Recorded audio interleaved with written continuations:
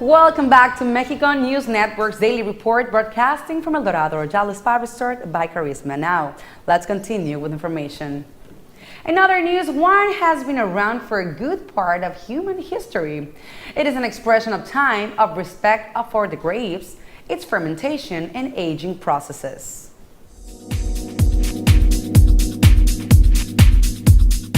Wine has been around for a good part of human history. It's an expression of time, of respect for the grapes, its fermentation and aging processes.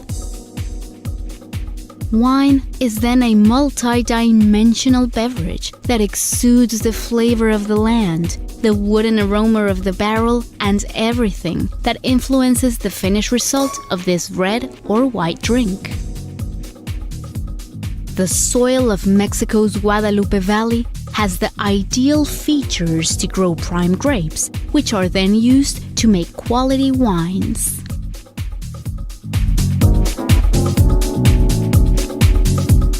Mexico is relatively new in the winemaking world if we compare it to the wine estates in France, Spain, the United States, and Chile.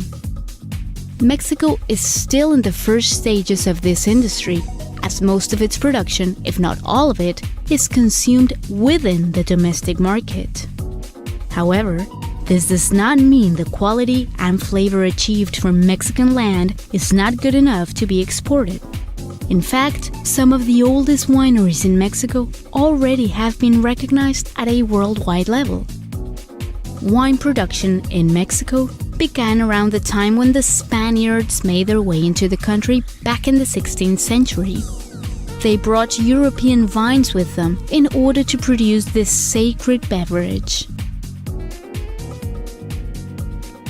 Some of the oldest wineries in Mexico were established in Baja California some 100 years ago. But there are other houses with less years of experience, some of them part of a wave of new wineries, if you may, all with great variety. Today, there are almost 90 wine houses in the Guadalupe Valley. Depending on the size as well as amount of production in a wine estate, the process might vary in certain details. That being said, the vinification process is generally similar regardless of the house. It all starts with the grape gathering, which has to be done at night or very early in the morning. All of this to maintain the grape's temperature and avoid fermentation. Afterward, the grapes are carefully transported. And now, it's time to proceed to separate the grape juice or grape must, which is the result of the pressing of the whole grapes.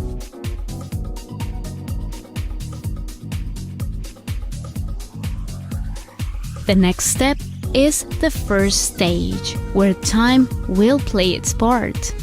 The must is transferred to the fermentation tanks for the juice to become wine. This process involves the sugar transforming into alcohol, a process which can be left to be done naturally or with the help of fine yeast. Following is the stage in which the flavors of the grape will marry with that of the wood barrel, of course.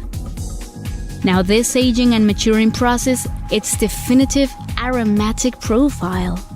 The primary aromas come from the grape variety and the land it grew on.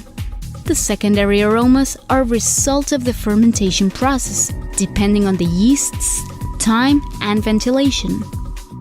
The tertiary aroma or bouquet is provided by the aging process, where the wine acquires some flavors from the wooden barrel. Now this is the last stage before the wine gets bottled. After the right time has passed for every wine variety, the wine can then be bottled, labeled, and boxed, ready to be sent out. Every single flavor and aroma is then sealed with the cork that will ensure that when you open your bottle of Mexican wine, all the taste of the Guadalupe Valley reaches your glass, your mouth, and your heart. Every single flavor and aroma is sealed with a cork that will ensure that when you open your bottle of Mexican wine, all of the taste of the Guadalupe Valley reaches your glass, your mouth, and of course, your heart.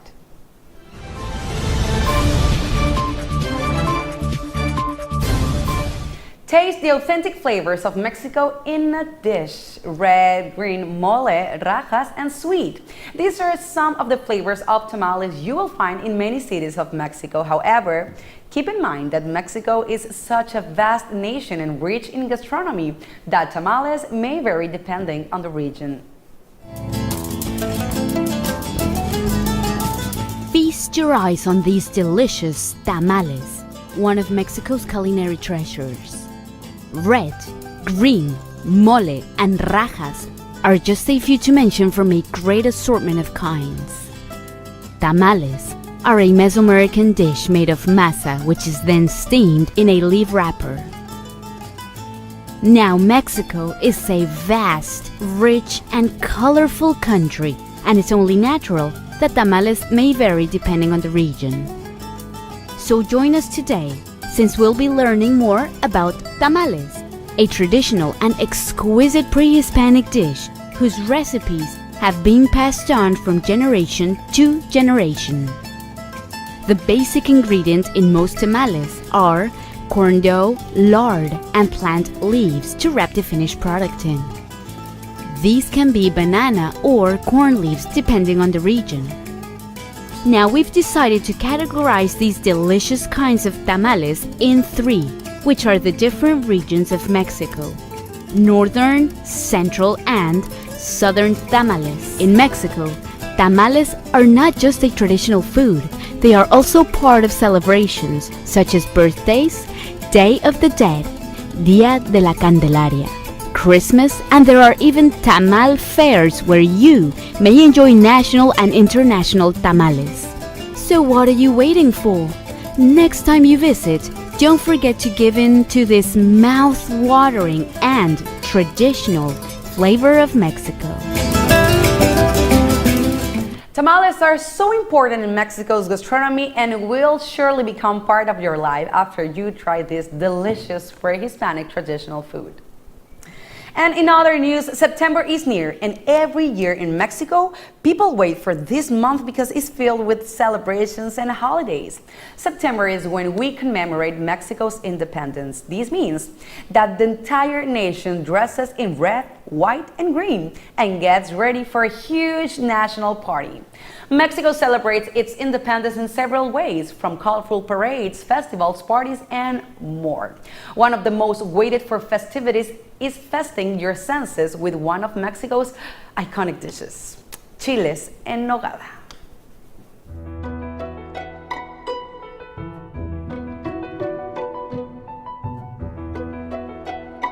Mexico's delicious gastronomy can be summed up in one dish: chiles en nogada.